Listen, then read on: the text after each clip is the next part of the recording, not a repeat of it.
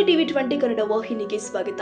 ಮಾನ್ವಿ ಪಟ್ಟಣದ ಈದ್ಗಾ ಶಾದಿ ಮಹಲ್ನಲ್ಲಿ ಪವಿತ್ರ ರಂಜಾನ್ ಮಾಸದ ಅಂಗವಾಗಿ ಮುಸ್ಲಿಂ ಬಾಂಧವರಿಗಾಗಿ ಮಾನ್ಯ ಶಾಸಕರು ಹಾಗೂ ಸಚಿವರ ನೇತೃತ್ವದಲ್ಲಿ ಹಮ್ಮಿಕೊಳ್ಳಲಾಗಿದ್ದ ದವತ್ ಎ ಇಫ್ತಿಯಾರ್ ಕಾರ್ಯಕ್ರಮವು ಅತ್ಯಂತ ಸೌಹಾರ್ದಯುತವಾಗಿ ಜರುಗಿದೆ.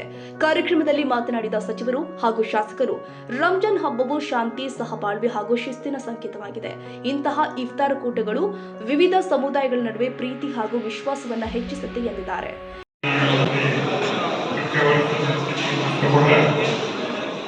ರಂಜಾನ್ ಇಫ್ತಾರ್ ಕೂಟದಲ್ಲಿ ಪಾಲ್ಗೊಳ್ಳುವಂತಹ ವೇದಿಕೆಗಳ ಜನತೆ ಕಾನೂನು ಮುಖಂಡರು ನಮಸ್ಕಾರ ಹೇಳ್ತಾ, ಈ ಒಂದು ಹಬ್ಬ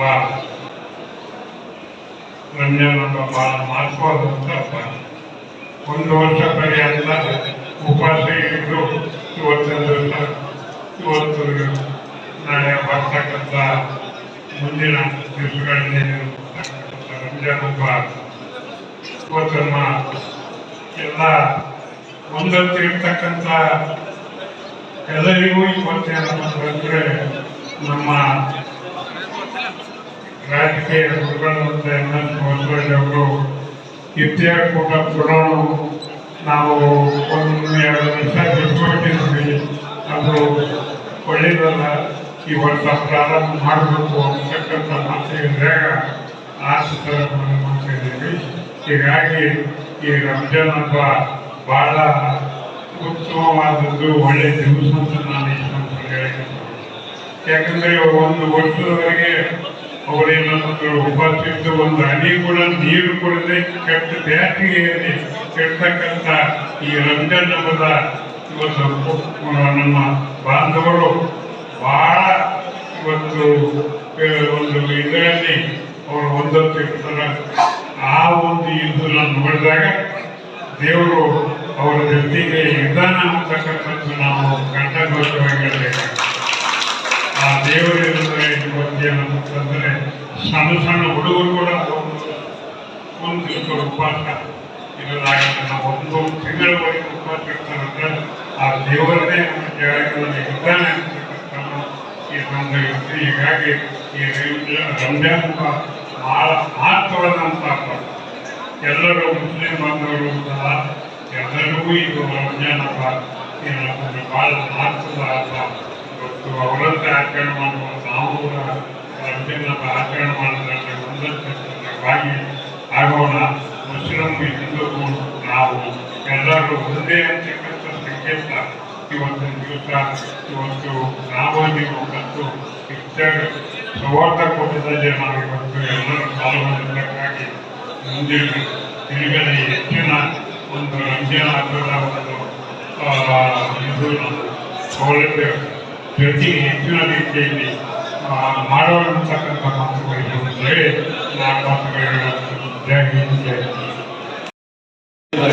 ಎಲ್ಲ ಧರ್ಮಗಳಿಗೆ ನಮಸ್ಕರಿಸಿ ಮತ್ತು ಕಾರ್ಯಕ್ರಮದಲ್ಲಿ ಭಾಗವಹಿಸ್ತಕ್ಕಂಥ ಎಲ್ಲ ಗಣ್ಯಮಾನ್ಯರೇ, ಈಗಾಗಲೇ ಈ ರಂಜಾನ್ ಸಂದರ್ಭದಲ್ಲಿ ನಡೆದಿರ್ತಕ್ಕಂಥ ವಿಷಯಗಳ ಬಗ್ಗೆ ನಮ್ಮ ಮಗಳಿಯವರು ಮತ್ತು ನಮ್ಮ ಮಕ್ಕಳಾಗಿರ್ತಕ್ಕಂಥ ಎಲ್ಲರೂ ಮಾತನಾಡಿದ್ದಾರೆ.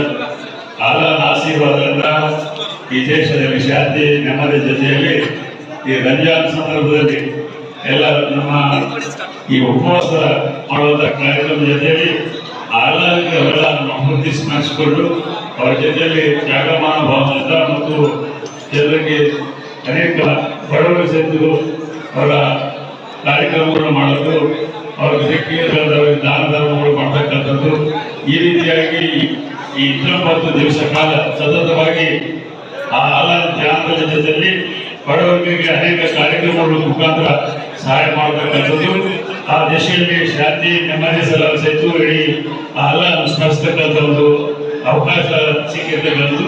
ಆ ದಿಶೆಯಲ್ಲಿ ಅಲ್ಲಾಹ ನಮ್ಮೆಲ್ಲರನ್ನು ಆಶೀರ್ವಾದ ಮಾಡಿ ಅಂತ ಈ ಸಂದರ್ಭದಲ್ಲಿ ಸುಭಾನ್ ಆಲೈಸಿ. वजीर छोटी आबपाशी और साइंस और टेक्नोलॉजी कर्नाटका जनाब हमफया नायक सौकार साहब, एमएलए मानवी और स्टेज पर तशरीफ फरमा तमाम मुख्तलिफ मजहबी, सियासी, कौमी कायदीन। वक्त चूँकि मुख्तसर है, मैं आपके दरमियान आपका ज्यादा वक्त न लेते हुए दो चार गुजारिशात के साथ अपनी जगह ले लूं। पहली बात ये है, रमजान का ये मुबारक महीना हम सब के लिए फिर अल्लाह की तरफ से दिया हुआ एक बहुत बड़ा तोहफा और अतिया है, जिसकी हम सबको कदर करनी चाहिए। इस साल जिनको मौका मिला है उस पर अल्लाह का शुक्र अदा करें। बाकी के 4-5 दिन जो बाकी है, अल्लाह के दरबार में दुआ करें, प्रार्थना करें, अल्लाह ताला की इबादत करके इस महीने को गुजारने की कोशिश करें। अपने आँख, अपने कान, अपनी ज़बान की हिफाजत करें और अपने रिज़्क़ को, अपने खाने को हलाल रखें, ताकि अल्लाह के दरबार में दुआ कबूल हो। दूसरी गुजारिश है कि मानवी शहर के इतिहास में, आप लोग शुरू न करें वरना प्रोग्राम पूरा।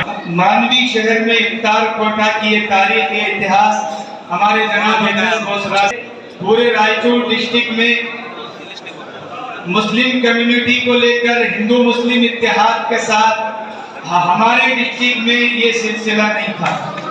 हम अपने बचपन से देखते आए हैं, पहले एपीएमसी के ग्राउंड में, फिर कुछ दिनों तक पीडब्ल्यूडी के पास, फिर उसके बाद यहाँ पर ये जनाब एमएस भोसराज साहब, जनाब हम्पया नायक साहब, इन दोनों हजरात की एक यादगार है जो आज तक चल रही है।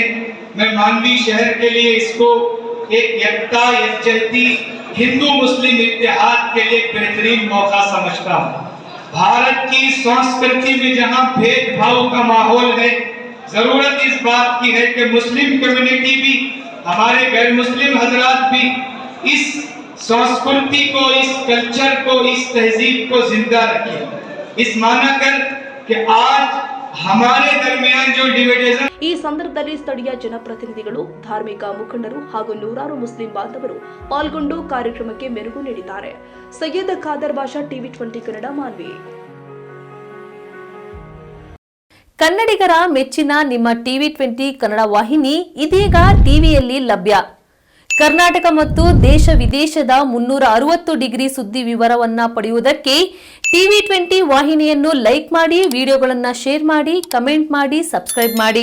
HCN ಕೇಬಲ್ 842 ನಂಬರ್ನಲ್ಲಿ ಹುಕ್ಕೇರಿ ತಾಲೂಕು ಹಾಗೂ ಸಂಕೇಶ್ವರದ ಸುತ್ತಮುತ್ತಲಿನ ಹಳ್ಳಿಗಳಲ್ಲಿ ಲಭ್ಯ.